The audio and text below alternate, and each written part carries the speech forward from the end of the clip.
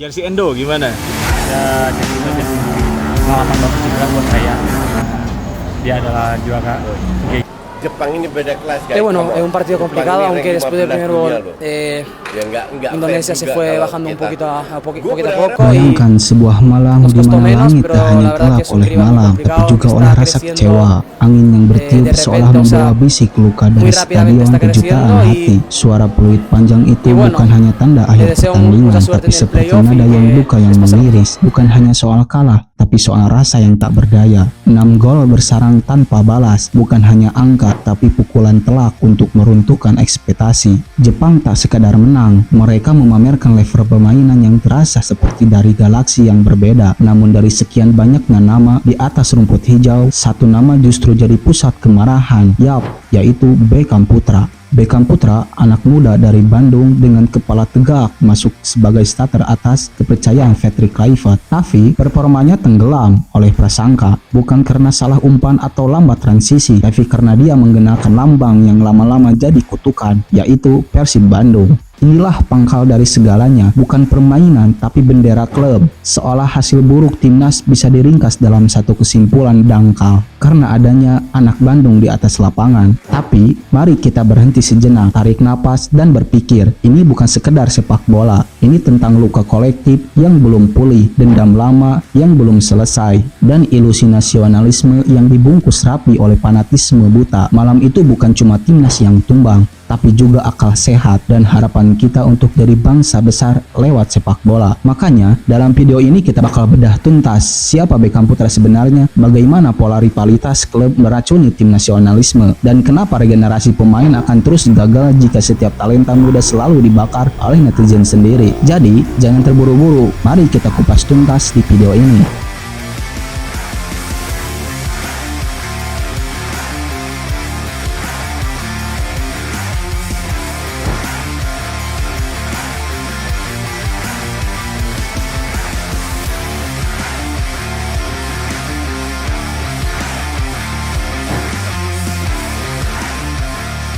Beckham Putra masuk dalam starting line up. Pelatih Patrick Kluivert memasangnya dari menit awal bersama di lini tengah lainnya, membangun blok yang diharapkan bisa menahan serangan Jepang. Tapi kenyataannya, Samurai Biru meluntahkan pertahanan Indonesia. 3 gol di babak pertama, 3 gol di babak kedua, tanpa ampun. Statistik pun tak terbantahkan, 71% penguasaan bola milik Jepang, Indonesia hanya 29%. Dan faktanya yang lebih menyakitkan, Indonesia tidak mampu melepaskan satupun tembakan tepat pada sasaran sepanjang 90 menit pertandingan. Kekalahan ini bukan karena satu pemain, ini tentang sistem yang kedodoran, transisi yang kacau, dan lawan yang sangat terlatih. Tapi tetap saja sorotan publik hanya berhenti pada Beckham Putra. Apakah dia tidak kerja keras? Tentu dia berjuang, tapi ketika seluruh tim kacau, kenapa hanya satu yang disalahkan? Begitu starting line up diumumkan dan nama Beckham muncul, komentar pun langsung mengalirkan deras. Wah, sudah ketebak, timnas rasa Persib. Kalau gini ya jelas ada anak Bandung pasti kalah. Komentar-komentar ini bukan sekedar candaan, ini adalah cerminan kebencian yang tertanam, pola lama yang berulang, rivalitas klub yang dibawa ke ruang nasionalisme. Beckham tak pernah lepas dari sorotan. Kalau mau main bagus, dibilang hoki. Kalau main jelek, dijadikan simbol kegagalan. Bukan karena kualitas mata, tapi karena jersey biru. Seolah timnas harus steril dari pemain klub tertentu. Padahal kita sedang bicara tentang merah putih, bukan biru, bukan pula oranye. Tapi karena luka rivalitas belum sembuh, maka bendera pun tampak memiliki warna-warna klub. Apa benar sepanatik itu kita sampai lupa timnas adalah gabungan terbaik, bukan alat pelampiasan dendam?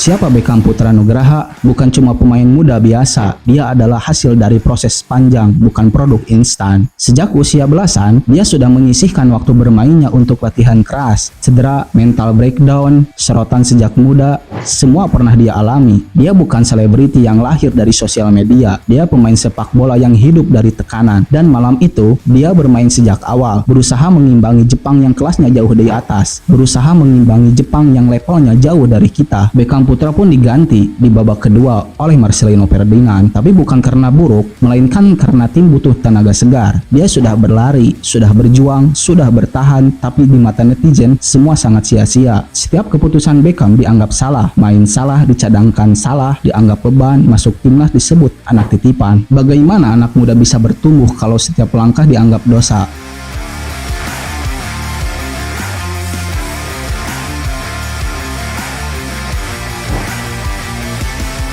Kita bicara regenerasi, tapi bagaimana kita bisa mendorong regenerasi kalau pemain muda takut salah, takut dihina, takut dijadikan kambing hitam? Kita ingin punya timnas seperti Jepang, tapi Jepang memberikan waktu, mereka memberi ruang untuk gagal dan bertumbuh. Sementara kita baru sekali tampil saja langsung dicaci maki. Kita bilang sepak bola pemersatu bangsa, tapi setiap kekalahan malah memecah gara-gara klub. Anak muda jadi korban. Beckham tidak sempurna, tapi dia tidak sendiri. Dia adalah bagian dari proses, dan kalau hari ini dia gagal, bukan berarti dia gagal selamanya. Yang gagal justru kita kalau tetap mengukur pemain dengan warna klub, bukan warna merah putih di dadanya. Di tengah malam yang dingin di Stadion Yokohama, saat peluit panjang berbunyi dan papan skor tak ramah menunjukkan angka 6-0, semua sorotan tertuju pada hasil, pada kekalahan, tapi ada satu momen kecil yang justru berbicara lebih besar dari sekedar angka. Seorang pemain muda dari Bandung yang semalam dihujani kritik dan jadi sasaran empuk netizen, tiba-tiba dihampiri oleh sosok besar, sang kapten Jepang, Wataru Endo. Bukan Beckham yang meminta, bukan Beckham yang mendekati, tapi justru Wataru Endo yang melangkah pelan-pelan, menatap dengan senyuman hangat, lalu mengulurkan tangannya untuk menukarkan jersey. Ini bukan sekadar tukar baju bro, ini simbol penghormatan. Itu pesan dari seorang pemain kelas dunia yang bilang kamu layak. Di tengah hujatan, di tengah ribut-ribut netizen tetangga yang sinis, justru pemain lawan memimpin tim pemenang, menunjukkan respek kepada anak Indonesia. Dan lo harus tahu apa artinya itu pembelaan yang tak terucap, itu standing ovation diam-diam dari mereka yang sebenarnya melihat kerja keras Beckham Putra di tengah tekanan. Karena hanya mereka yang turun ke lapangan yang tahu siapa yang punya mental, siapa yang berani, dan siapa yang pantas dihormati. Saat mereka menyoroti momen itu, netizen sibuk mencari kesalahan, tapi dunia bola diam-diam mencatatkan satu hal, bahwa Beckham Putra adalah pemain muda yang dihargai lawannya, bahkan ketika bangsatnya sendiri mencaci.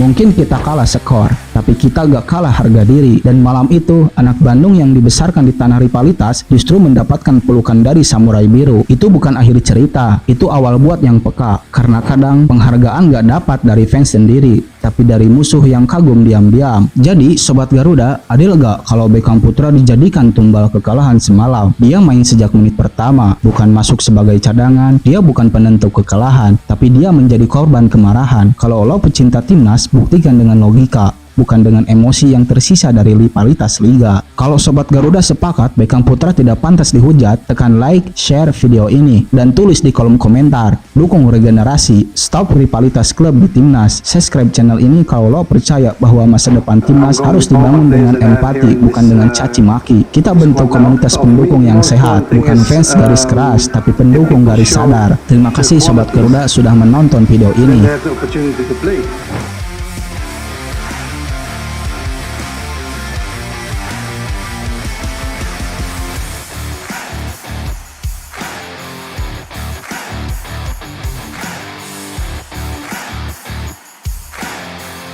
であるキャプテンの市津選手、